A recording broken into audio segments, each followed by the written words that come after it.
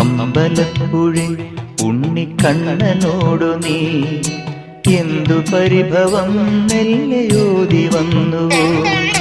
കൽവിളക്കുകൾ പാതി മിന്നി നിൽക്കവേ എന്തു നൽകുവാൻ എന്നെ കാത്തു നിന്നു നീ? തൃപ്രസാദവും മൗന ചുംബനങ്ങളും പങ്കുവയ്ക്കുവാനോടി വന്നതാണു ഞാൻ. രാഗചന്ദനം നിന്റെ നെറ്റിയിൽ തൊടാൻ ഗോപകന്യയായോടി വന്നതാണു ഞാൻ. അമ്പലപ്പുഴി ഉണ്ണിക്കണ്ണനോടു നീ എന്തു പരിഭവം മെല്ലെ